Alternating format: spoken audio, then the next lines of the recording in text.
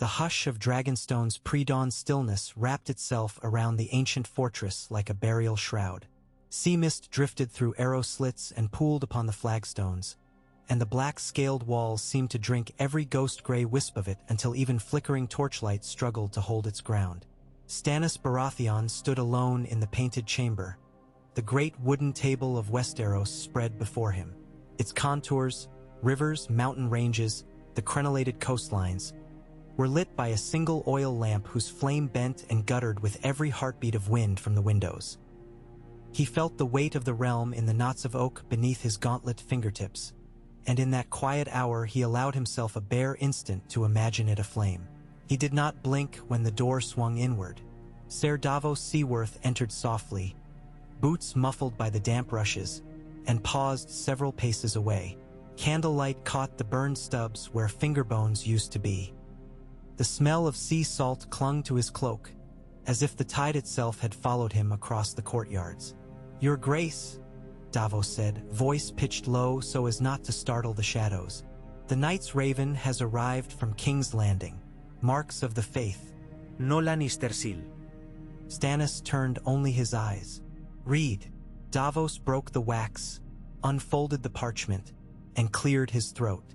"By the light of the Seven, King Tommen the Blessed offers amnesty to the self-styled Stannis Baratheon should he lay down arms, yield fealty, and take the black for his crimes of treason and kinslaying.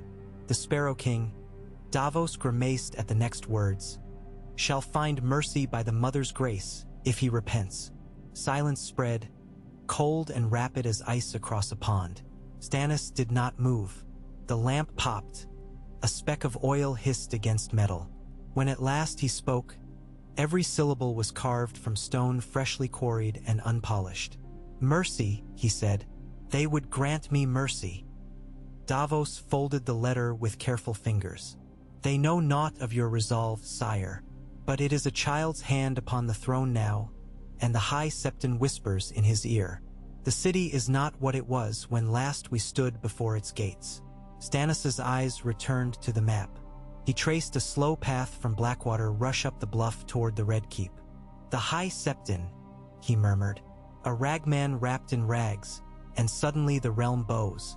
I hammered Storm's End into submission while he begged bread in Cobbler Square. Now he dares judge a king." Davos ventured closer. "I have tidings as well from Gulltown. Ships ride south beneath Florent banners. They will take another fortnight yet." The king said nothing. Davos followed his gaze to the ocean of carved wood, to the smears of fresh red paint that marked castle banners. Targaryen dragons, Tyrell roses, the lion of Lannister snarling spattered crimson. Stannis' own crowned stag had been burned into the oak with a hot iron years ago, darker than blood or pigment and permanent as iron in bone. Behind them, the door opened a second time. Soft, slippered steps announced Lady Melisandre before her scarlet silks swept through the gloom. Flame shimmered upon her ruby choker, and in its glow her eyes looked like still pools reflecting distant fires. She offered no greeting save a measured incline of her head that bordered on a bow, yet remained somehow regal and intimate at once. "My king," she said, voice as smooth as heated honey. "The night shows omens clear. I have seen a great blaze upon a hill, and a crown of ash alight upon your brow. The false lions cub mules and burns, and with him the idolaters who hang their hopes upon gilded idols. All this I saw in the flames, and more besides." Stannis' jaw clenched. "More. A road of embers leading straight to the Iron Throne. But the gate is narrow, and only by burning the rot away can the true king pass." Davos stiffened. "Priestess, you speak of wildfire. Half the city yet holds good folk. Small folk who would pledge fealty if given half a chance. Burn the Red Keep, you ignite every crooked alley in Flea Bottom besides. A poor way to win a realm." Melisandre turned her gaze upon him, expression gentle with something perilously close to pity. "Ser Davos, you see a city of mortal stone. I see leeches clinging to a kingdom's heart. Fire is a surgeon's blade. Tommen Baratheon's blood is false, and the faith militant's piety festers. Let them burn, and the realm may heal." Davos looked to Stannis, hope etched desperate in his weathered face. Your Grace, you are not the usurper they claim. Prove them wrong by justice, not by fire. Win hearts, not ashes. Stannis did not answer. The sea's wind howled through a merlin. The lamp winked, momentarily starved of air. Then, as calmly as if he were naming the tide, he spoke. Davos, Mander weighs grain. When dawn comes, we march through the king's gate. Let none doubt it is justice. Melisandre's ruby pulsed. Light and darkness dance tonight. Stannis Baratheon, you are Azor Ahai come again. Wield your flame. A hush swallowed the campfire's crackle. For an instant Davos feared his king would draw the fabled Lightbringer from scabbard and plunge it into Melisandre's breast. As in those tales she spun of forging blades in burning hearts. But Stannis only nodded to a runner, who sprinted away bearing a torch. Somewhere across the river, deep within the bowels of the hill, a flame-touched resin-soaked rope. High above, inside the red keeps damp under crypts, Mouse knelt to tie off the last knot on a frayed cord. When he jerked it tight, wax cracked and bright green fluid oozed across stone. He stared, spellbound by how it glowed when no lantern burned nearby. He reached to wipe his fingers clean, but a spark flared behind him. He turned. Melisandre stood at the tunnel's archway, her torch flickering blue around the edges. She looked upon the boy, sorrow touching her brow. Then she lifted the torch high. "My child," she whispered, "fear not the fire. It is only a doorway." Mouse opened his mouth but never screamed. When flame kissed green fluid, it ignited soundlessly, a ripple of phosphorescent light that hissed like water poured upon hot steel. The world became emerald lightning. Bells clashed. 7 times they rang, though the 7th scarcely finished before iron tongues melted upon their yokes. The first concussion shook the very bones of the hill. Windows burst outward in a hail of leaded glass. Gargoyles tumbled from parapets. Heat rolled over the city like a tidal wave, an invisible hand pressing flesh to bone. A column of green fire shot through the red keep's eastern tower, splitting it like firewood, and the sky blossomed into a flower of poisonous jade. Cersei Lannister watched from the Maiden Vault balcony, wine cup spilling ruby droplets down her wrist. In her ears the roar sounded like the voice of Rhaenys' last dragon. Mare Axes returned from the grave. She felt her hair draw backward as if a giant blew against her. Somewhere behind her a servant shrieked. "Tommen!" she cried, spinning. Footsteps thundered down the corridor.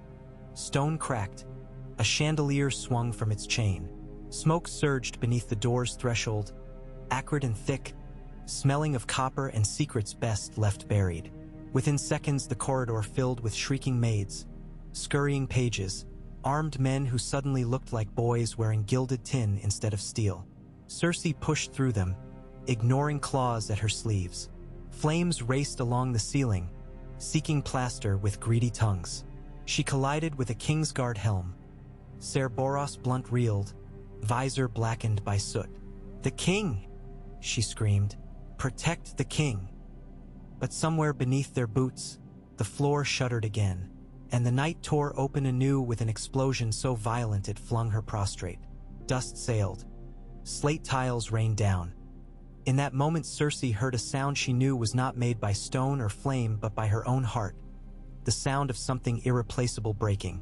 Across the river, Stannis watched from his horse atop the north bank rise. The blast lit his features ghastly in green, shadows dancing across hard lines. His mailed fist tangled in the reins tightened until leather creaked. Behind him, Melisandre's face glowed with reflected flame. It seemed not wonder but confirmation that shone in her eyes. "Behold the sword that was promised," she breathed. Stannis did not reply. The red keep's tallest spire collapsed then, stones cascading in lazy arcs, each sparking against steel ring lattices before vanishing into emerald pyres below. Screams drifted across the river, high keening notes like gulls caught in stormwind. Stannis's gaze never wavered. Davos Seaworth stood at parade rest upon the deck of his flagship, watching the Hell's Cape through spyglass. He lowered it slowly, mouth open, and tears he did not feel tracked through ash on his cheeks. "They are dead," he whispered. "Gods have mercy. They are all dead." But the gods had fled the city long before that hour, leaving only fire to answer prayers.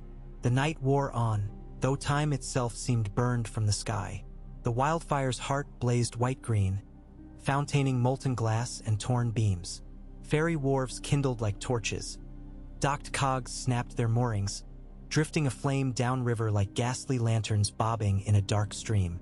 On the King's Gate Barbican, Lannister guards sought to raise the portcullis, but the gears had warped. The gate sagged, glowing orange where iron met stone. Inside the charred skeleton of Maegor's Holdfast, a single tower yet stood amid upheaval. From a jagged third-floor window, a curtain fluttered. Then Cersei appeared, hair matted, part of her gown burned away, clutching Tommen to her breast. The boy's face was smeared with soot, mouth slack with shock. She looked across the caldera of destruction toward the river and saw banners black on black rippling in torchlight. She screamed until her throat tore, but her voice was lost in the crackle of infernos.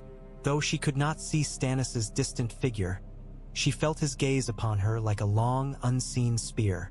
A crack resounded within the holdfast. Stone groaned, and the tower leaned. Ser Meryn sprang forward, catching Cersei's arm, dragging Queen and King both back from the window's crumbling edge. Dust fell in choking sheets. The tower's stones quivered as though they remembered their making and chose at last to forget. Stannis ordered the drums silenced at dawn.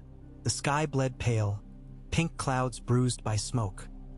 Flaming wreckage still drifted on the bay, but the main fires had burned themselves upon the pyre of the Red Keep, now a smoldering black stub jutting from charcoal ruin. Tommen's crown had been forged of gold, but no crown could endure that furnace. Ash blanketed the water in a thin, filthy scum. A white banner emerged atop the Gate of the Gods, tied hastily to a pike. Then a second, soiled cloth fluttered above the Lion Gate. The city surrendered not with trumpets but with a shuddering sigh. Stannis rode forth at the head of his host. Soldiers marched behind, amber cloaks dusted with cinders. Their boots crunching upon the bones of houses collapsed into the street. Wild dogs slunk through alleys. Somewhere a woman sang, voice soft as reed wind, a lullaby whose words were lost. It sounded to Davos like mourning disguised as cradle song. When the procession reached the charred forecourt of the Red Keep, Stannis dismounted. Melisandre glided beside him, her red silks crisp but unscarred by soot, as though flames feared her. Davos tethered his own horse and followed at a distance. Every step stirred black snow that once had been beams, books, thrones, men. They found no living soul within the ruin's shadow. Not then. Only before the half-crumbled September of Baelor, where molten bells lay half-sunken in the marble, they discovered survivors. A knot of 50 faith militant who had shielded a handful of singed novices beneath dented shields. They knelt now in a ring, weapons cast aside, eyes hollow. Stannis surveyed them. "Where is the boy?" he asked. Their leader, a gaunt knight whose armor bore the seven-pointed star scorched nearly unrecognizable, raised his head. "Gone, your grace, carried deeper into the keep when the fires began. We lost him amid the smoke." Stannis turned to Melisandre. For once, she yielded no prophecy, only met his questioning gaze with a calm nod. "Search the tunnels," Stannis commanded. "If Tommen lives, he must kneel." He gestured. "Take them prisoner." As guards moved forward, Davos seized courage. "Your grace, enough blood. The city yields. Mercy now might win hearts wildfire cannot." Stannis looked upon Davos with a weariness beyond reproach. "Mercy," he echoed. "Yes, the realm will know mercy, Davos. But first it must know justice." He strode away. Davos watched the king's back recede into smoke, the surcoat's crown stag black as scorched oak. He thought then of his own sons fallen at the Blackwater, of Renly's shadow, of wildfire that burns not just flesh but memory itself. The wind shifted, carrying flakes of ash upon him, and he tasted bitterness that was not wholly new. Night settled again before the bodies ceased smoldering, and not even the moon dared show her face through the pall.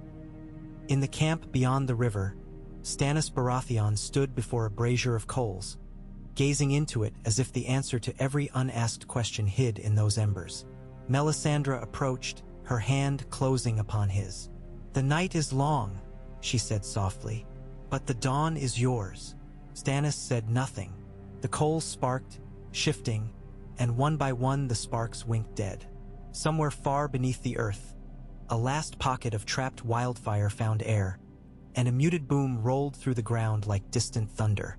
Stannis's gaze flickered to Dragonstone's fleet, anchored silent, their masts silhouetted against the corpse glow rising from king's blood and priestly zeal commingled. He closed his eyes.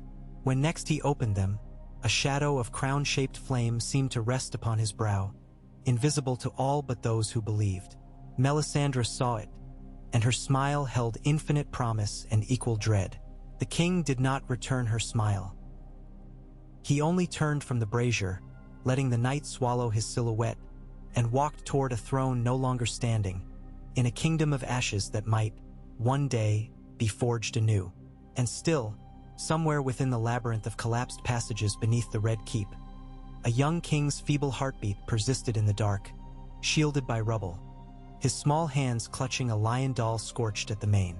Nearby, a broken bell lay cracked clean through, yet from its hollow throat a single, perfect note lingered, inaudible but waiting. Waiting for the realm to decide whether it would sound again in triumph or in mourning. The fire at last had spoken. The flames told one story, but stories, like embers, may kindle anew, carried upon the wind to lands far beyond the reach of any one king's justice. And dawn, still hours away, promised only that all debts of fire are paid in shadow. The fires had settled into sullen glow, the sort that lingers after a forge is banked but still hot enough to warp iron in the dark. Dawn found King's Landing draped in a veil of drifting ash, as if the city wore a cloak of snow that stank of pitch and sorrow. Cinders floated like blackened petals from an unseen skyward tree, and every breath drew embers down the throat to scratch at tender flesh. People coughed softly, afraid to break the hush that came when even the sept bells had melted into silence. Stannis Baratheon took the first step across the ruined drawbridge into what had once been Maegor's Holdfast. Each footfall crunched upon vitrified fragments of tiles and bone, yet his stride never faltered. His mailed shoulders carried neither triumph nor grief, only the relentless forward grind of duty. Behind him marched a pair of knights bearing torches. The flames hissed where stray droplets of green seethed still between broken flagstones. Davos Seaworth followed at a respectful distance, flanked by two squat Stormlanders whose shields bore no sigils, for paint had been scorched away during the long night. Davos's eyes flicked from gutted wall to smoking archway, tallying each fresh ruin as if it were a wound upon his own flesh. Every collapsed corridor, every blackened corpse half buried in rubble, seemed to press him smaller beneath invisible weights. They entered a surviving hall that leaned like a drunk on one stone elbow. Vaulting ribs overhead had fractured, leaving ribs of mortared brick exposed, and between them a single shaft of daylight speared downward through hanging dust. Beneath that pale pillar lay a body.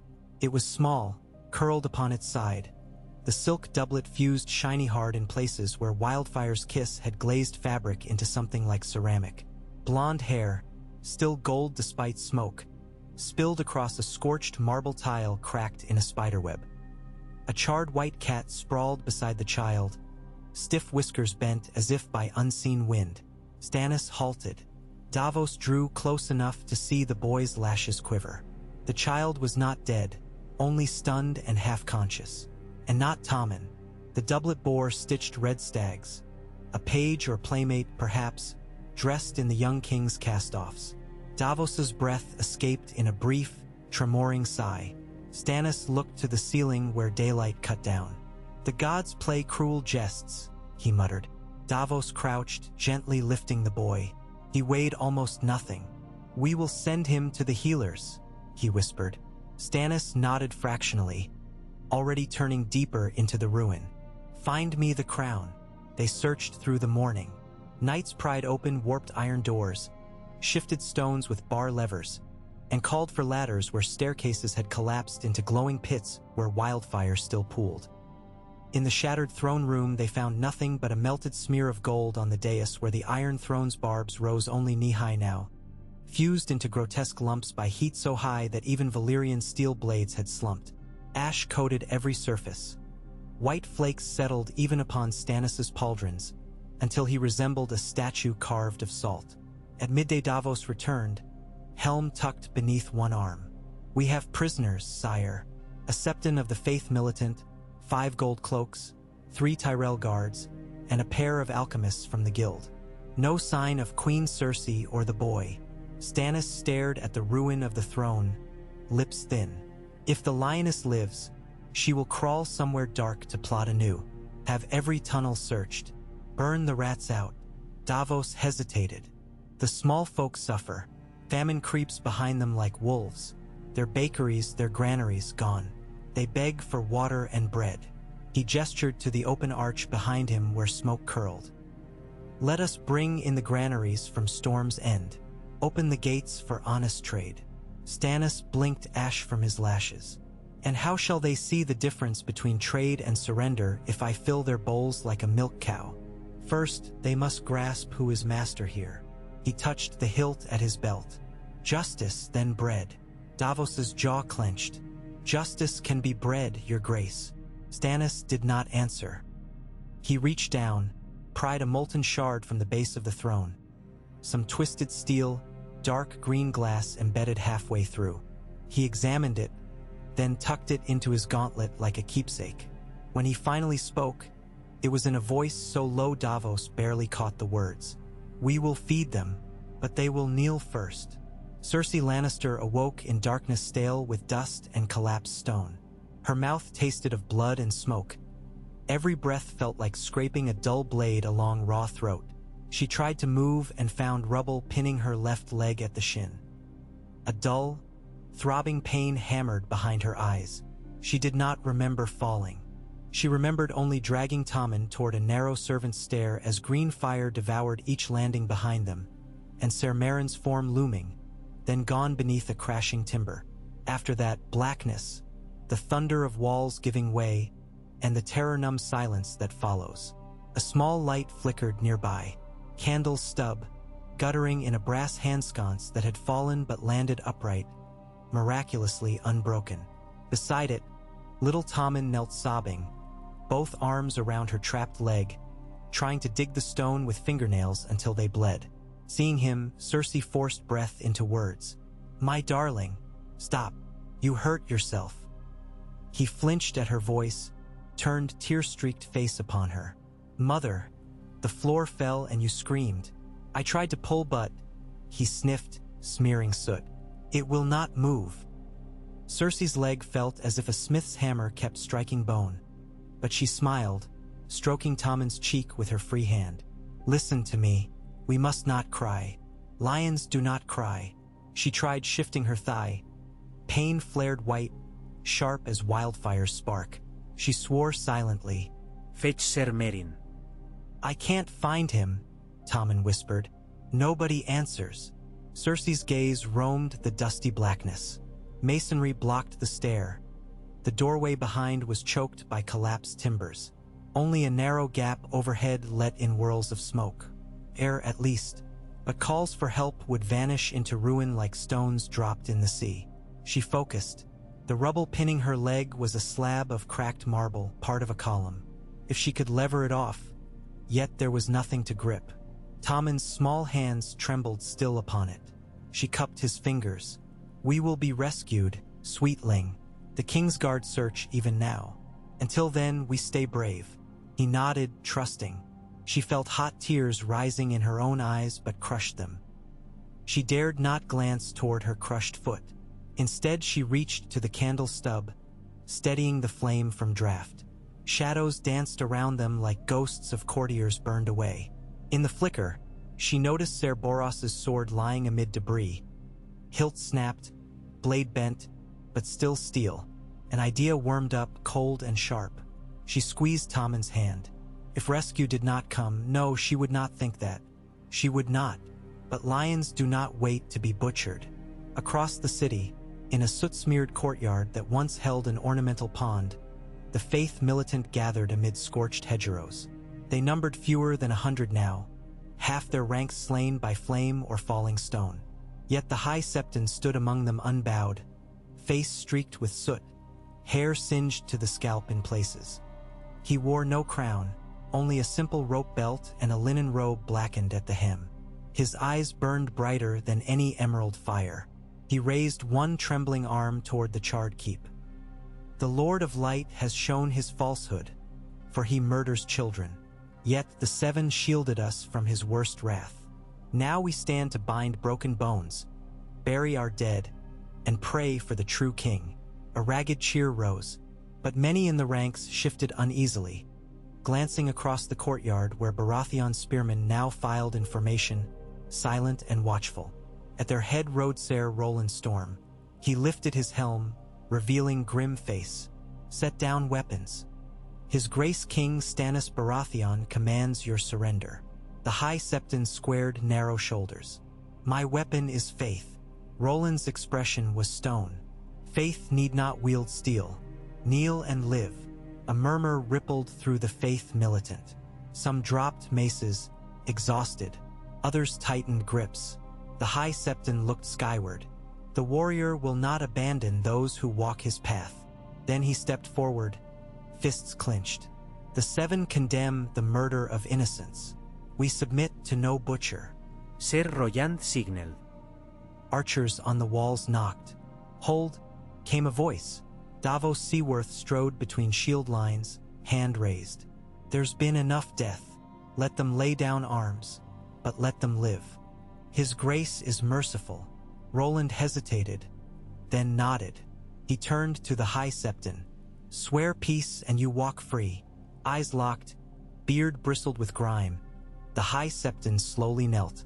He laid palms on scorched earth. The faith walks in peace. Archers lowered bows. Davos exhaled. Yet in the High Septon's downturned eyes lingered a spark, fertile for future flame.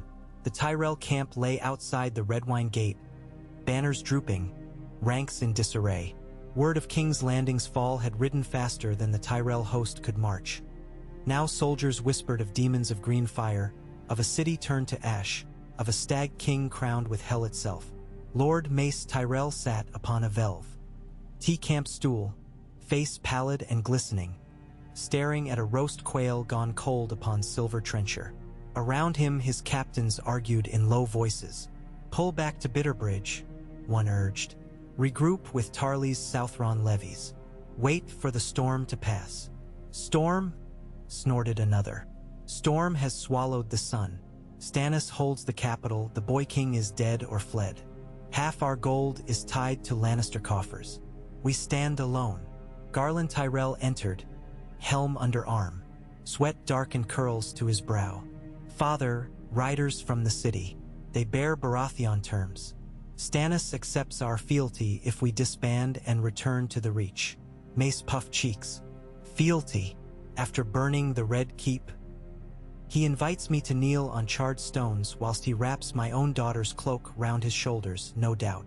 Lady Marjorie is missing, Garland said softly. Found not among the dead. Mace paled further. Not dead, but taken. He rose unsteady to feet. We ride tonight. Pull our banners back. Beyond sight of King's Landing's walls. If Stannis means hostage, he will speak. If he means marriage, the Reach will decide. Garland met his father's eyes. And if Stannis means to hunt us? Mace swallowed. Pray he exhausts himself rooting lions first. Then he turned and bellowed for pages to break camp. Tents flapped down like surrendered standards. At Gallowgate Market Square, Stannis held audience upon a makeshift dais hammered together from blackened wagons. Survivors gathered, hollow-eyed, some wrapped in scorched blankets, others carrying what belongings they'd salvaged.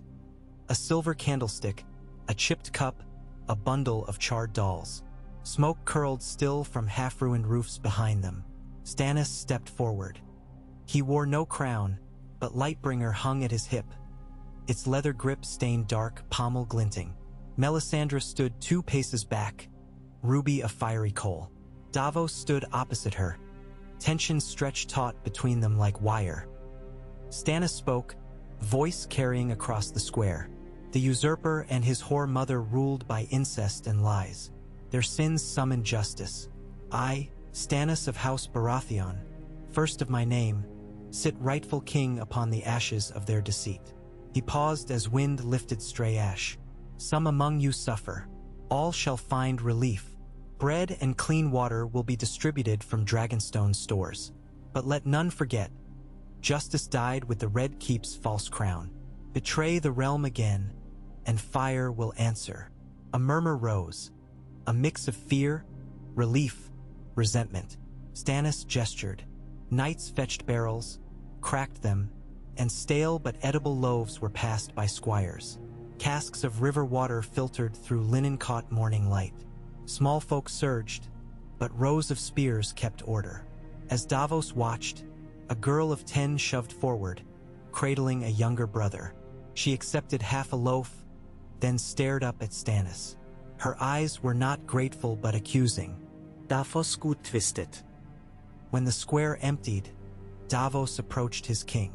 Mercy earns loyalty faster than fear. Stannis's gaze swept the abandoned crumbs and dirty footprints. Fear lasts longer. He frowned at a smear of soot on gauntlet. But loyalty forged in fear must be tempered by hope, else it cracks. See to the bakeries, repair the wells, light torches at dusk so streets remain safe. Davos inclined his head. With coin, with discipline, Stannis said. Feed them, heal them, but teach them their king's law. He turned away. No man steals while I reign. No child starves while grain rots. Offenders answer to flame. Davos' open mouth closed it. He sought Melisandre's eyes, found them fixed upon the crowned stag embroidered on Stannis' cloak. Flames danced in her pupils, reflecting something unseen. That evening, the searchers prized open a collapsed wine cellar under the queen's wing. Torches illuminated a cavern of broken casks and spilled vintage soaking dirt into sour mud. At the far wall, a slab had shifted, revealing a crawlspace. 2 spearmen squeezed through. Moments later, one shouted for a maester. Stannis himself descended, lantern in hand. Davos on his heels. They found the spearmen kneeling before a heap of stones where a blonde queen glared defiance. Leg pinned. A boy huddled behind her. Cersei's gown was soot-struck, hair matted, but her eyes shone with lethal clarity. Stannis halted 3 paces away. Cersei of House Lannister, you stand accused of treason, regicide, adultery, and falsehood. Rise and kneel. She laughed, raw. I cannot rise, as you see, and kneel to you. I would rather kneel to the stranger. Melisandre appeared, silent as smoke. The rubies along her belt glowed.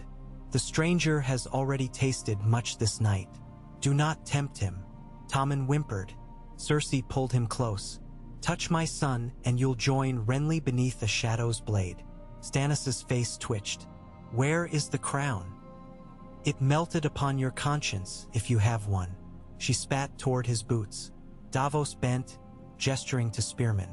We must free the queen's leg, or she will lose it. Bring levers. Stannis raised hand. Unpin her. Bind her wounds. She stands trial at dawn. Cersei's barked laugh echoed off dripping stone. Your trial is at dawn, usurper. My brother marches with the Westerlands. The Reach will rally. You have only ashes and a witch. Stannis turned to go. Cersei thrust a hand into her bodice. Davos shouted warning. Too late. She flung a small glass sphere toward Stannis' retreating back. It shattered on stone, releasing a gasp of green vapor. Wildfire. Melisandre moved. One motion, faster than thought. Cloak swirling as she thrust her bare hand into the vapor. A flash of dull red light pulsed from her ruby, and the green fire curled back upon itself, extinguished as if sucked into a tomb. The hall fell silent but for Cersei's ragged breathing. Stannis faced her. Your trial is tomorrow. Pray to your father's gods. He left. Spearmen leveled halberds. Cersei clutched Tommen, eyes glittering. Her leg bled freely where the slab shifted at last. As Davos oversaw her binding, the boy fixed gaze upon him. a look of pleading one moment, hatred the next. Davos swallowed grief. There were nights a man wished his king allowed mercy beyond bread and water. Moonlight silvered the camps stretching north of the city. Fires burned low. Sentries hummed half-remembered hymns to keep sleep at bay.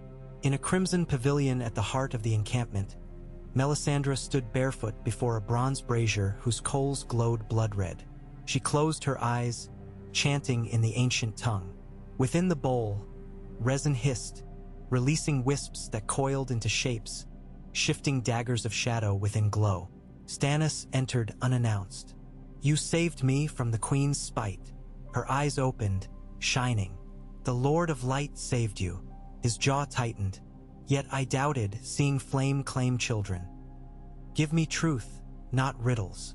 Melisandre tilted head. "Truth? Fire does not lie. It devours. But what remains may be forged anew." Stannis paced around the brazier. "I burned a city to save a realm, yet the realm bleeds." He paused. "Show me in your flames what must follow." She beckoned him closer. He stared into coals. Shapes writhed, green serpents devouring a lion's cub. A stag crowned with tongues of fire. A rose wilting black. Then a great stone hand rising from the sunset sea, holding aloft a sword of pale light. Last came a dragon's shadow, wings spread across a field of snow. Stannis's breath grew ragged. "What is this?" "Paths," Melisandre whispered. "You stand at one king. The sword of light awaits only dragons awakening. Seek Dragonstone's depths. Wake stone to flame, and flame to glory." Stannis's hands flexed. "Dragonstone's fires are long dead. Not all fires." She turned to him, her face a mask of conviction. "When the red comet returns, the stone beasts shall roar. You must stand ready, lest the sword choose another." He stared, uncertainty flickering. A rare crack in iron. Then he nodded stiffly. "If path leads to victory, I walk it." He stepped back. "Tomorrow the queen faces justice. Prepare the pyre." Davos's voice outside the tent. "No." He ducked under the flap, eyes blazing. "Burning her will only forge hatred. Try her as queen, not as sacrifice." Stannis's shoulders squared. Her crimes demand flame. She sought to slay her king. Davos met his gaze. "Flame feeds rumor that you worship shadows. Show the realm you wield law, not witchcraft. A clean sword, a public verdict, spare the boy." Silence stretched. Melisandre's brow furrowed, ruby dimmed. Stannis breathed once, twice. Then, "Very well. She hangs." Davos exhaled shakily. "And Tommen, confined to a tower on Dragonstone. There may come a day a council must see Lannister blood for peace." He turned away. Davos left, weight lifted yet dread heavier. Outside, he looked up at a sky empty of stars. Smoke still roamed high. He wondered if the gods, all gods, had turned their faces from this charred corner of the world. Jaime Lannister rode through the night, crimson cloak streaming behind like a comet's tail. His hair dulled by dust, armor dented from skirmishes. He led a column of 200 cavalry, remnants of garrisons from Harrenhal and Duskendale. They reached the brow of Aegon's high hill at dawn's first gray, only to rain pull in shock. Where towers should rise, only stumps smoldered. Birds circled in hungry flocks. Ser Island Payne reigned beside Jaime, silent as ever. Behind, men muttered prayers. Jaime's golden hand clenched reins. "Cersei," he breathed. A rider under white flag approached, a Baratheon captain. Jaime urged forward alone. "You come too late," the captain called. "The city opens gates to the rightful king." Jaime's laugh rang bitter. "Rightful? Where is my sister?" "She stands trial this morn, for attempted murder." Rage flared red. Jaime's sword hissed free. "Take me to her." The captain did not flinch. "Lay down blade. You will see the king first." Jaime spurred. Arrows answered 3, 4, thudding into the ground before his horse. He wheeled back, breathing hard. Ser Island waited with shark smile. "We ride east," Jaime said. Find a breach not yet widowed. But earthworks ringed the city now. Stannis' host swelled with Stormlander levies arriving by river. An assault would bleed them white. Jaime's thoughts churned. Cersei alive but trapped. Tommen, he dared not wonder. His oaths to Kingsguard still bound. Yet to rescue them he needed men, more than he had. And cunning enough to slip between flames and fanatics. He wheeled again, pointing west. We ride for Casterly Rock. Raise the western banners. The lion's roar is not yet silenced. Serilin Nadid. Neither spoke of the ash-choked ruin behind them, nor the rumor that wildfire could burn even memory away. They galloped, and the day swallowed them. Cersei stood in the courtyard that once served as training yard for squires. Now it bore a simple scaffold of raw pine. A noose dangled against morning sky. She leaned on crutches shaped from spear shafts, leg bound in splints. Tommen watched from a second-floor balcony ringed by guards, his small face pale as milk. He clutched the railing until knuckles blanched. Crowds murmured, half Stormlanders, half city folk. Some spat when they saw the queen. Others sobbed, remembering bread distributed only yesterday. Madness clung to their eyes, the madness born when every compass shatters and tomorrow offers no map. Stannis entered, Melisandre at his right, Davos at his left. He recited charges: incest, treason, attempted murder, covenant with false faith. Cersei held her chin high. When the lions return, they will tear you limb from limb, she said calmly. Stannis replied, when the lions return, they will kneel or burn. He signaled the hangman. Rope slid around her throat. She met Tommen's gaze. He mouthed a broken word, mother. She smiled, sad, fierce, proud. Then the trapdoor dropped. It was quick. Her neck snapped like dry kindling. Body swayed once, twice, then stilled. A hush fell. Somewhere a woman wailed. Tommen collapsed against a guard. They carried him inside. Stannis addressed the crowd. Queen Cersei paid the price dictated by law. Let none call me unjust. His eyes found Davos, who nodded, but sorrow weighed his shoulders. Melisandre's whisper reached only Stannis. You shed lion's blood, but the cub lives. Do not forget dragon and sword. He clenched fist. One war at a time. That night, the king received emissaries. A delegation of master masons pleading for timber, the guild of alchemists requesting leniency, a cadre of sailors begging to dredge the river for salvage. Stannis granted, refused, bargained. He scarcely slept. Davos watched him and wondered at what cost a man could carry both crown and conscience. 3 days later, riders from the Reach delivered a sealed letter.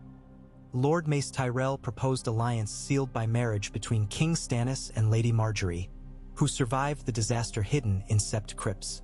In return, the Reach expected half the red wheat harvest taxed lightly, and the faith restored. Stannis scowled at the parchment. Davos counseled acceptance. The Reach feeds the realm. Their lords hold hearts of small folk. Marry and you heal. Melisandre frowned. The flower seeks to bind the flame. Beware petals hiding thorns. Stannis turned parchment over flame until edges curled. I have a wife. He tossed ashes aside. Send reply. The Reach will kneel, not bargain. Thus another banner of hope withered. In the dungeons where torchlight never reached floor, Tommen sat on a pallet, knees hugged to chest. Across iron bars stood Ser Pylus Parman, Stormlander knight appointed as his jailer. Each day Parman brought fresh bread, goat's milk, and a wooden lion toy newly carved. Tommen accepted with a nod, spoke little. His mother's image hung behind his eyes like afterimage of staring at the sun too long. On the 4th day, Davos visited. He dismissed guards, sat upon stool. Your Grace, he said gently. Tommen stared at toes. I am not king. Voice barely above whisper. You may yet be. Davos leaned forward, elbows on knees. I knew your father. Robert loved his cubs, though he ruled poorly. Mother said he was a drunk. True, but he would not have wished you harm. Davos folded hands. I once had sons, brave and headstrong. They died at Blackwater. War takes from all. He waited. Tommen's lower lip trembled, but he raised watery eyes. What will Stannis do with me? Davos sighed. He says you will dwell at Dragonstone until peace returns. I will see you safe. Tommen swallowed.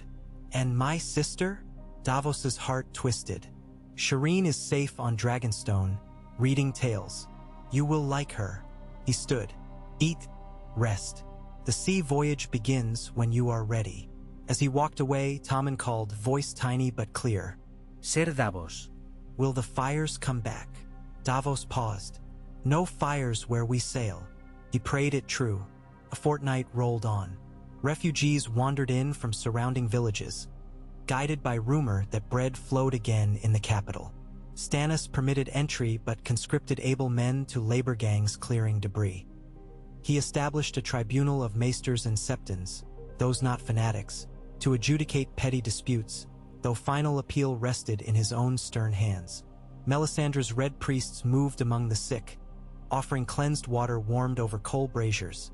Miracles to some, poisoned lies to others. The faith militant, stripped of weapons, tended mass graves on the hill beneath shattered sept. Night by night, wildfires glow dwindled, until only ash piles marked where towers had stood. Yet stench lingered, haunting nostrils even as sea breezes swept upriver. One evening, a raven arrived bearing seal of the night's watch. Stannis broke wax, scanned scroll. Davos watched his expression darken. The wall is under siege, Stannis said. Wildlings gather again, and dead men walk after sunset. Davos exhaled. The realm within these walls bleeds still. Stannis's eyes burned. The realm ends at the wall. If it falls, ash here matters little. He thrust scroll at Davos. Muster Lightbringer's host. We ride north before snow closes passes. Melisandre smiled faintly. Fire and ice meet. Davos protested. Leave King's Landing so soon? Lions march, flowers simmer. River lords weigh allegiance. Let them weigh quickly, Stannis snapped. I will not sit idly while night swallows world. A true king defends his realm.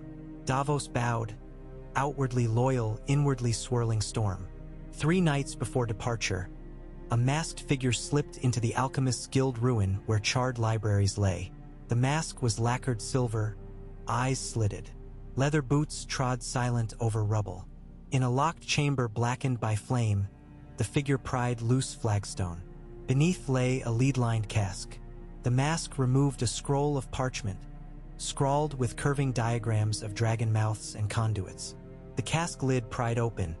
Within, a single polished crystal, small enough to hold in palm, glowed faint green.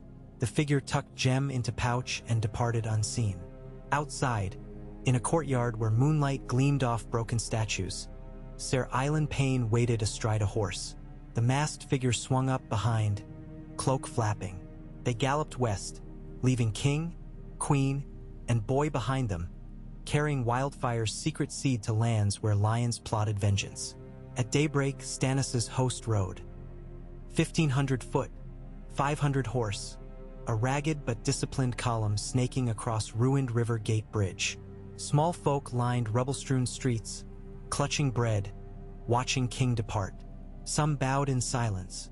Some spat as soon as helmeted visors turned aside. Among them, the High Septon walked barefoot, scattering ashes, chanting prayers for souls lost to demon fire. He blessed Stannis' passing with words so quiet none heard. Davos rode beside the king. Leave Lord Selwyn to hold the city, he urged. Stannis nodded. Selwyn's daughter saved my life once. I trust his steel. He looked back at the smoldered hilltop. Holdfast must rise anew. When I return, I will sit justice in a hall of clean stone. Melisandre trotted at Stannis' other side, crimson streaming. She said nothing, but her gaze fixed north, as if the wall's distant ice already hove into view. The gates closed behind the column. In the stillness that followed, Tommen gazed from a tower window, ship sails ready beyond docks. Far below, Lady Marjorie knelt in garden rubble, coaxing a surviving rosebush back to life with gentle hands, guarded by Stormlander spears. And in a dim cell, the High Septon knelt not to the Seven but to memory of their flames, whispering, "When stone shatters and false lights fade, humble sparks rekindle." King's Landing remained, scarred, divided, breathing through lungs clogged with ash. The crown lay unclaimed, for no gold band yet forged could bind a realm that had tasted wildfire's hell and night's encroaching chill. Stannis rode north with fire in heart. Jaime rode west with vengeance on blade. Tyrell banners drifted south like petals upon a tarnished wind. And in the ruins of Red Keep's crypts, cracks spread through stone dragons' jaws as if something within stirred to wakefulness. The Game of Thrones had burned to cinders, yet from cinders new embers glowed, fanned by breath of those who would not yield to ashes. The night ahead promised frost and flame, blood and shadow, but also dawn, perhaps, if any could survive to see its light. For war does not end when kings claim victory. It only changes shape, like fire when it finds new fuel. And in the still smoldering heart of Westeros, fuel lay everywhere, waiting. Smoke, still curled from the gutted towers of King's Landing when the raven beat its battered wings northward, crossing the ribbon of the trident where willow fronds trailed like thin green fingers over sluggish water. It carried 2 scraps of parchment, one inked in Stannis Baratheon's severe hand, naming his master of ships the Lord Regent of the capital, the other penned by Davos Seaworth, softer of tone, begging the Night's Watch to keep faith for just a little longer. Below, battered caravans drew into camps along the King's Road, their oxen too lean to pull fully loaded wagons through rutted mud. Refugees pressed forward anyway, lured by rumors that the new king rationed bread and let men labor for coin enough to start anew. Each step north felt like treading deeper into the marrow of an older, colder beast. The Raven reached the wall at sundown on the 7th day, talons skidding along ice-rimmed stone. Its arrival found Jon Snow in the Lord Commander's solar, bent over a crude map of hard-packed snowlands south of the Frostfangs. Scattered carved weirwood pieces marked reported wildling positions, some shaped like little tents, others like spindle giants. Ghost lay along the hearth, red eyes half-shuttered. Jon's keen ears picked up the flutter even before the castle steward burst in. "Another letter," the boy panted. "From the south, Black Seal and Baratheon stamp." Jon straightened, taking the message with a caution earned by many nights reading portents of doom. He broke wax, scanning both notes, and swallowed. When he spoke, his voice carried iron stiffened by long winters. "Stannis marches by the King's Road with 1,500 men. He intends to reach Castle Black before first snowfall." Sam Tarly, poring over yellowed tomes in the corner, glanced up. That's less than half the strength he boasted when he conquered Winterfell in the Tales. He rose, hugging his greatcoat about his bulk. "Do we believe the numbers?" "He burned a kingdom to cinders," Jon said, folding the parchment. "Men think twice before following such a flame." He stared into the hearth where sparks popped like distant screams. Stannis' victory over King's Landing meant one relief. No Lannister reinforcements would trouble the Watch this season, but 1,500 soldiers could quickly drain the North's scarce winter stores, and supplies were already thin. Jon felt the burden settle on his shoulders like Ghost's winter coat. "Rouse the stewards," he ordered. "We'll slaughter 2 additional goats and open the 5th granary. Stretch the oats with weevil flour if we have to. Tell Bowen Marsh to send ranging parties into the gift for fresh game." Sam nodded, waddling out. Jon ventured onto the wall's parapet, wind knifing ears and cheeks. Far below, campfires speckled the haunted forest's edge, lights of wildling clans drifting south again because cold drove them more than fear. He remembered the faces at Hardhome, eyes glazed, mouths too wide with hunger. Soon they would hammer the wall's gates or freeze under its shadow. One problem at a time, he told himself, and looked south where the King's Road vanished into fog like a snake slipping through the dark. In King's Landing, Lord Selwyn Tarth donned a cloak lined with pale blue fox, emblem of a crescent moon embroidered on the breast. He sat in the solar that overlooked a street once called the Scented Way.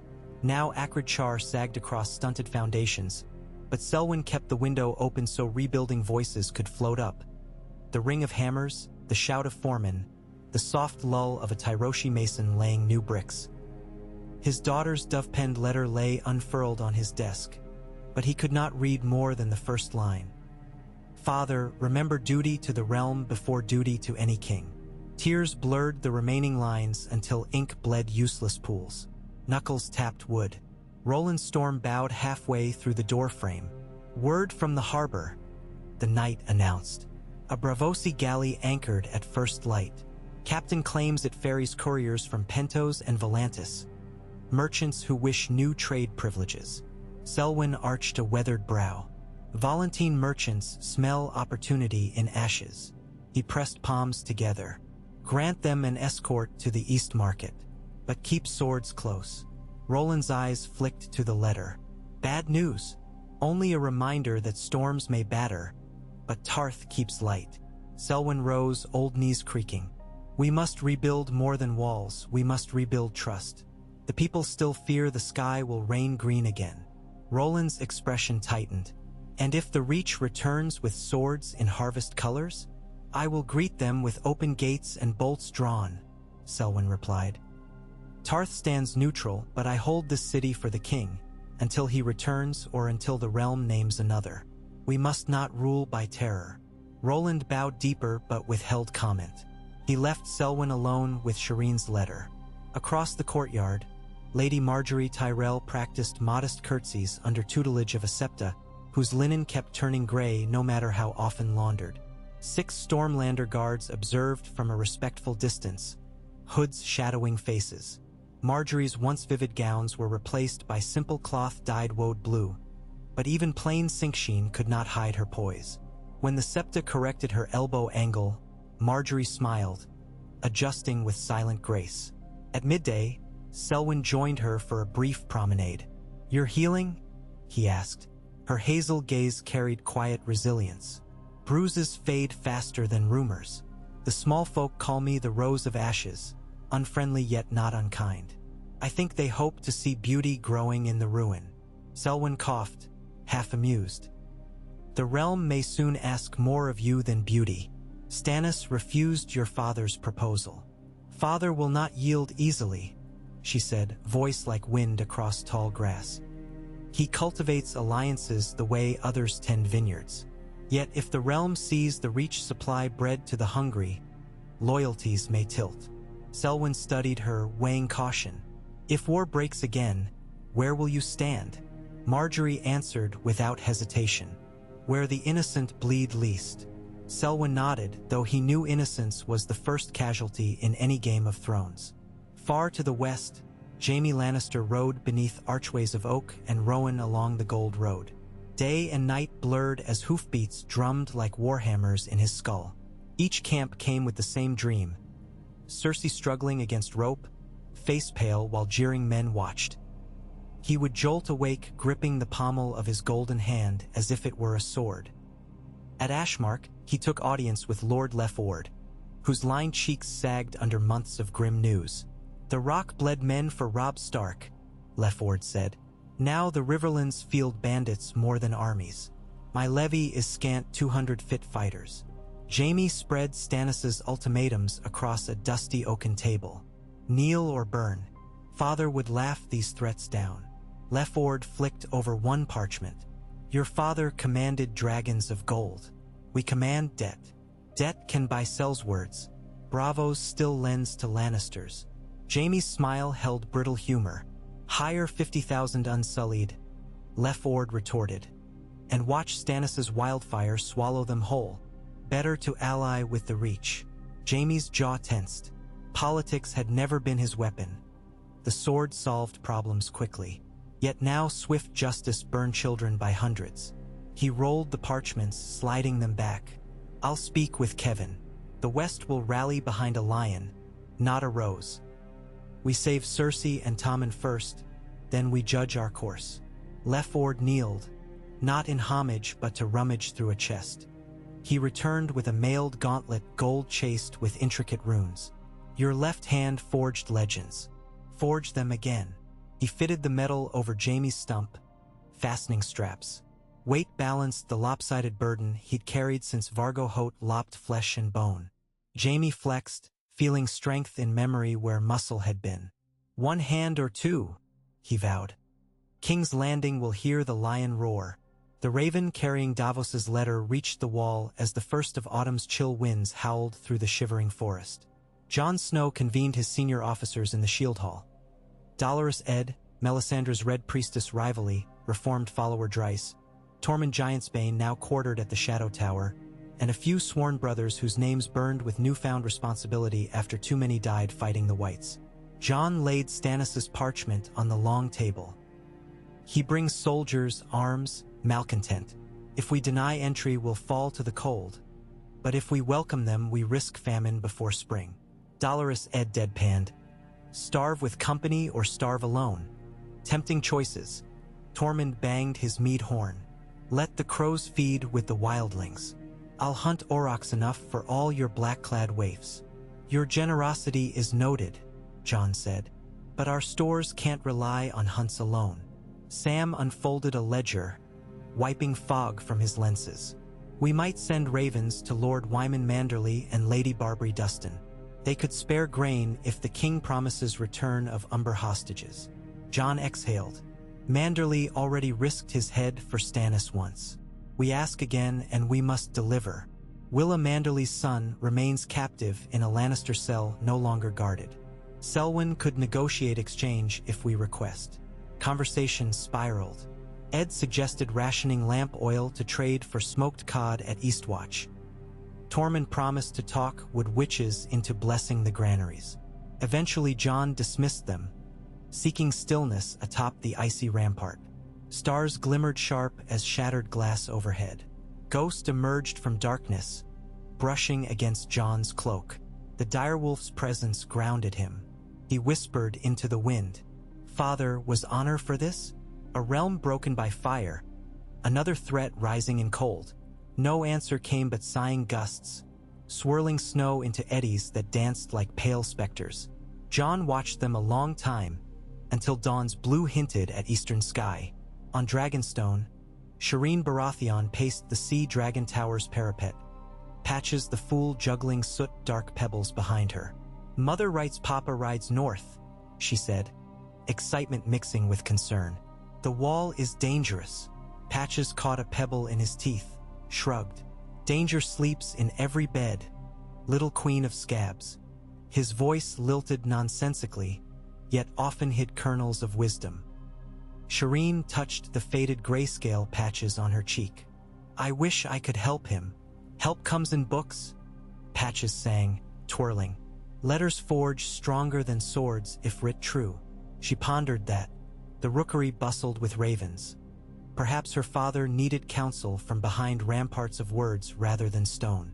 She hurried down spiral stairs to the library, trailing parchment and ink to craft a letter full of advice gleaned from histories of Aegon's conquest and Nymeria's 1,000 ships. At the end, she added a line about mercy, how Garth Greenhand fed starving foes and kept their fealty for generations. Patches peeked over her shoulder, eyes unexpectedly clear. "Mayhap the realm will listen to a girl who loves stories more than pyres." Shireen smiled, sealing wax with her signet. The crowned stag in flames, though she almost hesitated at the symbol. A fortnight into the King's March, the host reached Maidenpool's burned outskirts. Tents rose among charred frames of houses left derelict by Ironborn raids. At dusk, Stannis strode between cookfires, pausing when he reached a ring of wildlings captured by scouts. 12 gaunt men, 3 women, 2 ragged girls. Their wrists bound, they huddled like sparrows awaiting storm. Melisandre studied them, her ruby flickered. "They fled from the Skirling Pass," the sergeant explained. "Claim dead men drove them." One wildling spoke the common tongue haltingly. "White eyes follow our heat." Stannis frowned. "You bring them to my camp? To show we speak truth," the man croaked. "Dead walk." Melisandre stepped forward, hair a river of black red. She placed an ivory hand on the man's forehead. He trembled but did not flinch. "The fire within you burns bright," she murmured. Her gaze settled on Stannis. Let them serve. Life repays life. Stannis's lips thinned. Unbind them, feed them, then set them under Davos's command. Davos, arriving, opened his mouth to protest. But one look at the wildling's hollow cheeks smothered it. He turned to his steward. Half ration them tonight. Full rations once they prove work. The wildling's leader choked tears. We carve ice blocks, we haul stone. We fight dead. Then fight, Stannis said, turning away. Night gathers soon. Davos offered blankets. The two little girls watched him as if he were a legend sprung from Hearthside tales. He knelt, handing each an apple. One giggled before biting. Juice ran down dirt-streaked chin. Melisandre's eyes glowed. Mercy will kindle hearts. Onion Knight. For once her tone lacked irony. Davos shivered at the warmth in her voice. Back in the capital, Selwyn's Justiciar Naerys Vaith posted new edicts along the shattered September steps. Restrictions on black market bread, incentives to rebuild cisterns, punishments for looters. High Septon read each notice, nodding gravely before turning to the crowd assembled for morning prayer. He lifted arms. The stranger has stolen loved ones, yet the mother gives us new breath each dawn. We mourn, we rebuild, we hold faith. His voice carried surprisingly strong. Some small folk bowed. Others stared blankly, trauma hollowing them. Across the plaza, red priests recited their own liturgy by a brazier. Sparks danced upward like tiny phoenixes. For many days, these two faiths had shared square without clash, but tension rippled visible in the air. A drunken veteran staggered between groups, pointing at the red priests. "Fire bringers," he slurred. "My babe burned cause of you." He hurled a rock. It struck a priestess's shoulder. She gasped, crimson silk darkening with blood. The crowd hushed. A pair of Stormlander guards seized the man, twisting arms until he yelped. The High Septon stepped forward. "Release him. Anger blinds." The guard looked hesitant. The priestess raised a hand, green-blue bruise already blooming. "We forgive," she whispered. The veteran sobbed, collapsing. The Septon knelt, pressing palm to the man's back. The red priestess knelt opposite, mirroring the gesture. In that moment, two fires, one cold, one hot, found common ground on gray stone still warm from catastrophe. The crowd watched, uncertain, but some eyes brightened with a fragile spark. At Highgarden, Mace Tyrell consulted with Lady Olenna, who sharpened quills like daggers. "The lion we counted on lies maimed. The stag grows antlers of flame," she said. "We cannot pluck them all." Mace rubbed temples. "If Stannis marches north, King's Landing lies in the hands of that Moon Island knight. The city is ripe once again." Olenna snorted. "Riper than last time you picked that fruit, and green fire still clings to pits. Better sow seeds elsewhere." She tapped map. "The Reach thrives while others bleed. We feed the riverlands, win hearts.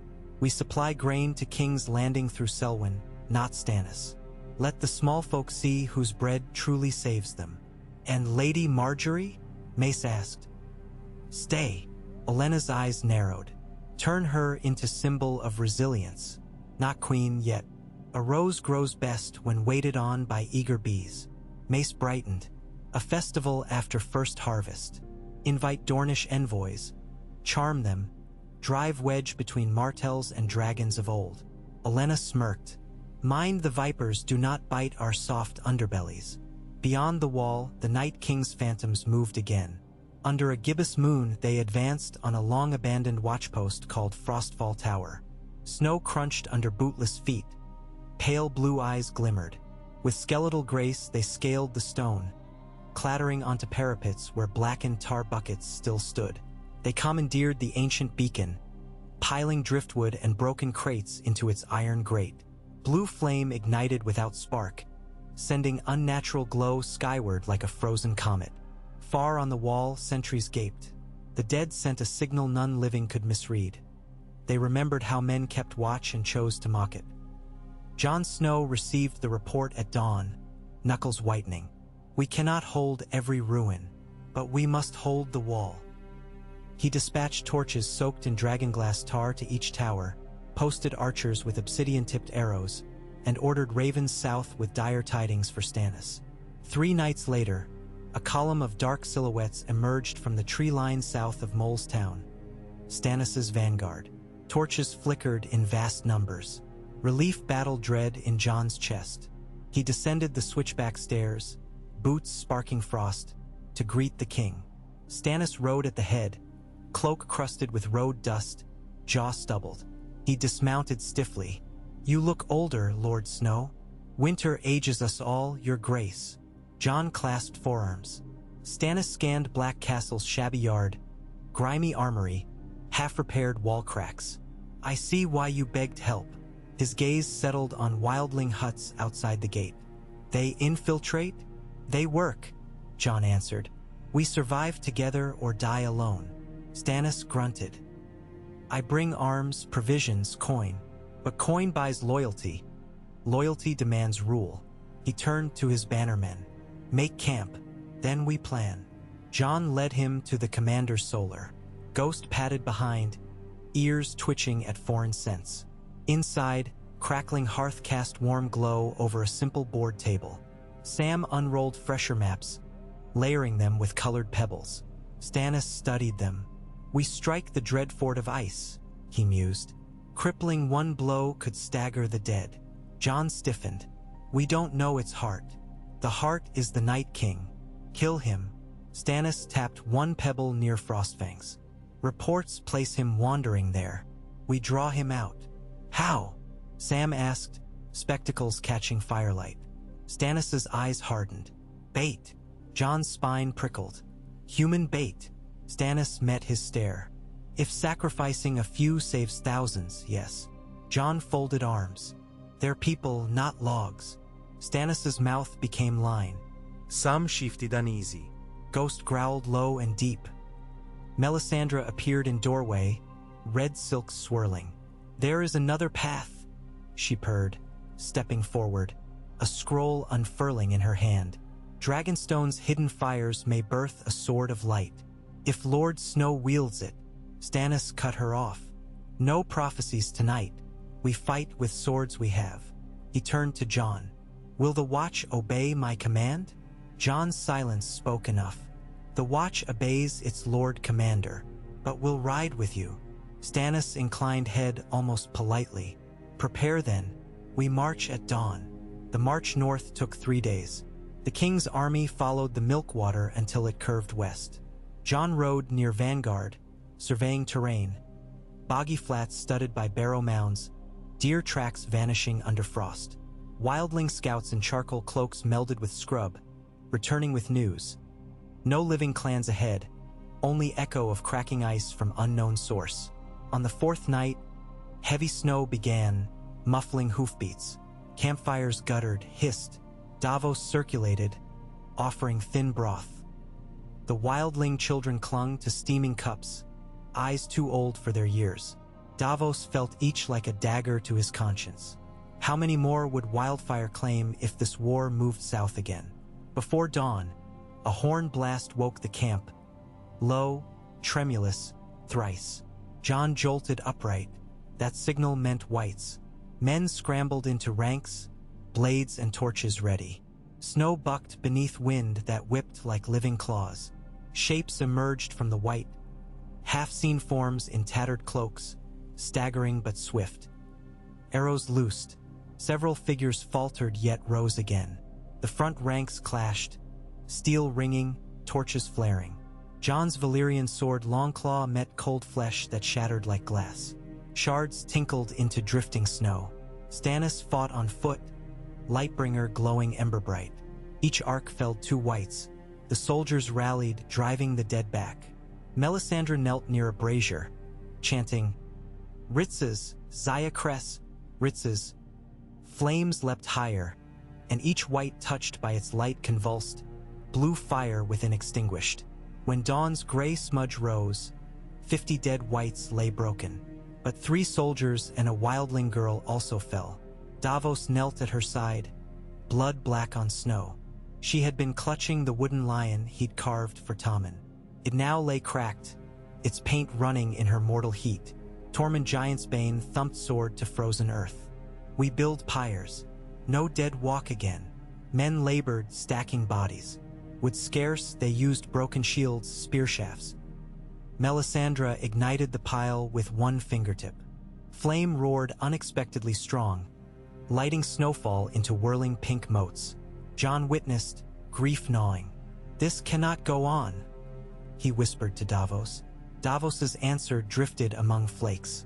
"It will until dawn or doom." Meanwhile, across the sea in Volantis, a group of red priests gathered within the black walls, debating tidings in guttural Valyrian. They spoke of a king of flame who sacrificed children, of green fire that consumed a sept built on blasphemy. Some decried it, others praised. One priest, Makoro, a giant of a man wreathed in black smoking robes, raised a hand for silence. "The visions converge," he intoned. "A sword of light forged in sorrow seeks a hand pure of shadow. Not the king who feeds flame, but the wolf who guards the world of men." His brethren murmured. "A bastard of winter," another mused. Makoro nodded. "We sail at once. The river of R'hllorès will carry us where we must burn or be burned." As Stannis' army advanced toward Frostfall Tower, scouts reported a glacial ravine choked with massive boulders, an ideal choke point. Stannis planned to lure the dead into that pass, surround, and hammer flush with dragonglass fire jugs. Jon worried the dead might outflank them. Stannis dismissed the fear. Davos argued but lost. They arranged pits filled with pitch and straw, concealed by snow nets. Wildling hunters coated spearheads in obsidian slivers. Melisandre stood upon an outcrop, raising arms to the gray sky while wind whipped her hair, whispering prayers. Flames sputtered from fissures in stone beneath her bare feet. The lure would be a single company of foot, Stannis' plan to appear vulnerable. He insisted on leading it. Jon volunteered to ride instead, but the king refused. "The dead do not parley," he said. "They need a king's challenge." Night deepened. The bait company advanced into ravine, torches flickering dim. Snow swirled heavily, muffling world. Jon's hidden lines poised along ridges, hearts hammering. Then, from darkness, came the click-snap of frozen limbs, thousands of footfalls crunching in unison. Pale figures emerged. Wolves of ice, giant skeletons draped in tattered furs, spearmen with bright blue gaze. At their head walked a tall figure robed in frost-slick mail, crown of bone horns curling from skull brow. Jon's breath caught. The Night King. Stannis stepped forward, Lightbringer raised. The blade blazed red gold, lighting up the ravine.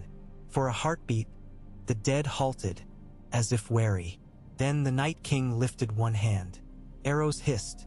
The trap pit fires erupted. Flames roared up both sides, but a sudden gust of unnatural wind snuffed half the blaze. Snow spirals coiled like translucent snakes, smothering pitch. Panic crackled through ranks. Davos shouted orders. Wildlings hurled obsidian-tipped spears. Some shattered whites, others lodged in icy flesh that reknit around shards. Stannis hewed, each stroke molten. Yet the Night King advanced unharmed. He drew a blade of ice. Stannis met him. Sparks and frost collided, red flames sprang. But each of Stannis's blows slowed, as if flame cooled by the Night King's mere presence. Jon charged down slope with Ghost at his side, Longclaw held high. He leapt over a pit, whites clawing at ankles, and crashed into duel. Longclaw met Iceblade, ring loud as temple bells. Jon felt jolt in bones. Stannis staggered, Lightbringer dimming. Davos lunged to drag him clear. The Night King turned on Jon. Memories flashed. Ygritte's smile, Ned's parting words, the chill of the crypts. Jon parried, pivoted, thrust. Ghost lunged at the Night King's flank. The ice blade slashed, catching the direwolf's shoulder. Ghost yelped but held. Sudden warmth surged along Jon's arm. Longclaw's runes flickered red. Melisandre, from ridge, chanted louder, voice rippling through snow. Jon felt heat spread into heart. He swung, slicing through ice blade. Shards rained like diamonds. The Night King recoiled. Jon pressed, but frost hands seized his throat, squeezing cold agony. Breath left him in a plume. Light filled the ravine, brilliant, searing. Shireen's letter, tucked inside Davos's breast, caught stray ember from a torch, igniting unexpectedly. Davos, kneeling beside Stannis, burned fingers as he yanked it free. But in that flash, the parchment's wax seal burst, scattering molten drops that spattered onto Lightbringer's core where it lay against snow. Flame whooshed, surging anew, cascading along blade into Stannis's gauntlet. The king lurched upright, eyes blazing with fresh fire. He plunged Lightbringer through the Night King's back where Jon grappled. Ice cracked. Stannis and Jon together drove blade deeper. A howl like splitting glaciers rent night. Blue flame inside the Night King flickered, dimmed, extinguished. His body crumbled stone slow, pieces falling away as if sculpture returning to snow. Silence fell. Whites froze mid-lunge, then collapsed, brittle. Snow settled unperturbed. Jon staggered, clutching throat, ghost licking his bloodied sleeve. Stannis leaned on Lightbringer, chest heaving. Eyes met. No words passed. Only the hiss of dying flames. Melisandre's laugh drifted eerie, half sobbing. "The sword awakens," she breathed. Davos wrapped burnt fingers. He looked at parchment ash swirling, realized Shireen's letter. A child's plea for mercy had relit the king's flame. Irony or omen, he could not say. At dawn, they built cairns of cracked ice and charred bones. Stannis convened war council, face drawn. The Night King fell, but shadows linger. Some say he rises again, binding new flesh. We must press north to the heart of winter, end him. Jon objected quietly. The men are exhausted, and the wall is exposed. But Stannis's resolve deepened. "Then you guard the wall," he said. "Hold the kingdom's gate. I march." Davos stepped forward. "I follow, your grace." Burnt hand trembled but did not waver. Melisandre's ruby shone fierce. "You walk the path of heroes." Jon looked at the broken sky where red dawn seeped. He remembered Sam's readings of ancient legends. Kill the Night King and his army falls, but death itself cannot be slain forever. Pure lore, but fear-twisted truth. He clasped Davos's forearm. "Keep him alive." Davos smiled grimly. "And he you, Lord Snow." In King's Landing, word of the Night King's defeat spread with ravens swift. The small folk cheered bonfires upon the hills, though ashes still coated streets. The High Septon declared 7 days of thanksgiving. Red priests lit 100 braziers at the gate of the gods.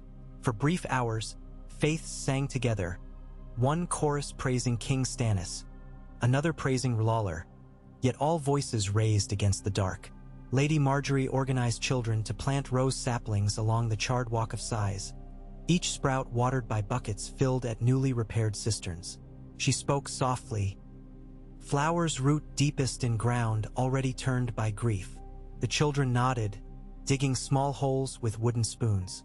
Jaime Lannister arrived at dusk with 250 Westermen, slipping through Selwyn's open gates. He demanded audience. Selwyn met him in the council chamber lit by low candles. "Your sister is dead," Selwyn said gently. Jaime's golden gauntlet clenched, but he showed little else. "And Tommen? Alive. A ward at Dragonstone. Safe." Jaime's shoulders slumped. "Safe with the man who burned their home." Selwyn eyed him. "A man who just saved the realm from winter's shadow." Jaime's laughter echoed hollow. "For now, fire and ice dance endless." He placed a crimson-edged scroll on the table. "This is Stannis's decree. The Westerlands forfeit all mines until reparations finished. My people starve already." Selwyn sighed. "Peace demands cost. Peace built on ash and vengeance cannot last." Jaime's eyes sharpened, lion golden. "I came not to overthrow, but to warn. If Stannis pushes west, fields will burn again." Selwyn rubbed temples. "The king marches north. His focus lies elsewhere." Jaime nodded, rising. "Then we gather strength, watch, wait." He paused at door. "Tell Margaery Tyrell I will guard her gardens." One lion remains honorable. On Dragonstone, Tommen paced outer courtyard, escorted by Maester Galen and 2 guards. Sea winds tugged his cloak. He stared upon black stone dragons crouched along parapets. In fading light, they seemed to breathe, fiery eyes waiting behind obsidian lids. A sudden tremor rippled through the ground. Tommen stumbled. Maester steadied him. From within the labyrinth of Dragonmont, deep rumble answered. Fissures glowed faint red. Ravens shrieked from nesting ledges, flapping frantic. Shireen rushed across courtyard. "Did you feel that? It sounded like thunder underfoot," Tommen whispered. They hurried after Maester toward the stone drum's great hall where men shouted warnings. Patches the Fool appeared, Cap Bell silent, his grin oddly solemn. "Stone wakes when fire calls," he sang, voice echoing eerie. 2 kings clash, ground breaks, dragons laugh.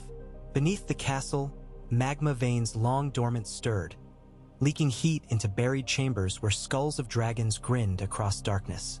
A low howl drifted along tunnels, like wind forced through jagged fangs. Maester Galen dispatched ravens. That night Shireen and Tommen sat on a tower balcony, staring at faint red glow emanating from Dragonmont's caldera. Tommen clutched the scorched wooden lion.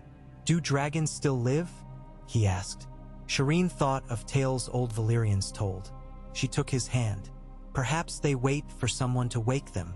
Tommen's grip tightened. "Then maybe we should let them sleep."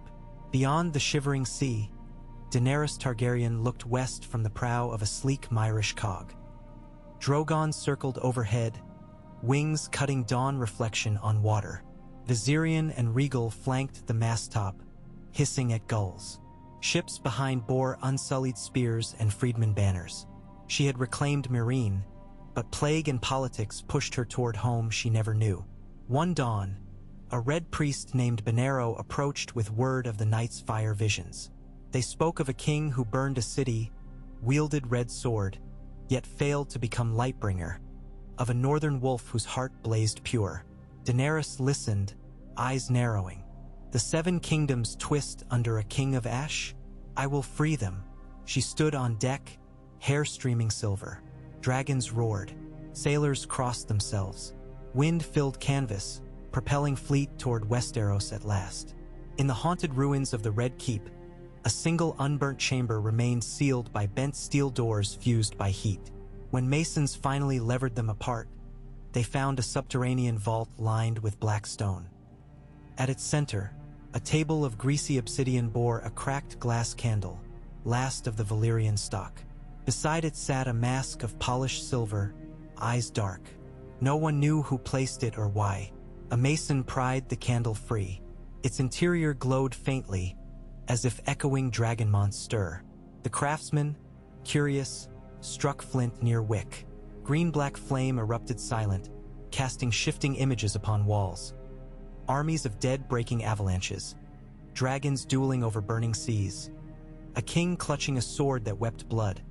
A maiden queen wreathed in pale fire. And above all, a wheel with spokes of iron turning, grinding faces into dust. The mason fled, leaving the candle's flame to burn alone. In its eerie light, shadows danced across the silver mask, and for an instant the empty eyes seemed to open, watching the realms of men prepare for the next convulsion of destiny. Snow fell relentless across Stannis' column as they pressed deeper north, trudging through valleys smothered in silence. Melisandre walked barefoot atop snow, ruby pulsing like a heartbeat. She whispered to Davos, "Each victory births deeper night. The prince that was promised still chooses whether to shine." Davos rubbed burnt fingers. "Do prophecies ever end? Only when light conquers darkness."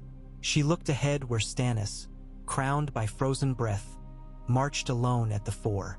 Or when darkness swallows all. Jon Snow stood atop the wall, gaze lost in expanse where twilight melted into star-freckled velvet. Below, wildlings chopped wood, brothers manned catapults re-greased with boiled tallow. Ghost sat beside him, shoulder bandaged but eyes bright. A raven fluttered down, message tubes rattling. Jon untied note. Word from Selwyn Tarth, Jaime Lannister in capital, Reach feeding hungry, Volantene priests arriving by sea. The world churned though one foe lay defeated. Jon exhaled frost. We kill one shadow, another rises. Sam joined, wrapping cloak tight. But men still hope. He pointed south where faint orange glow edged horizon. Campfires of Stannis' host. And hope lights the dark. Jon looked north, where aurora ghost ribbons shimmered. He wondered which fire, in the end, would save the realm. Red, green, or the quiet, steadfast flame inside people who refused to surrender. His breath clouded, carried off by wind toward destinies unwritten. The wall groaned beneath him, ancient and enduring, waiting for whichever future would test its strength next. The Game of Thrones endured beyond ashes and ice, each move reshaping the board, each piece trembling between glory and ruin. But for this fleeting moment, dawn glimmered on edges of night, and within every battered heart flickered a stubborn ember refusing to die.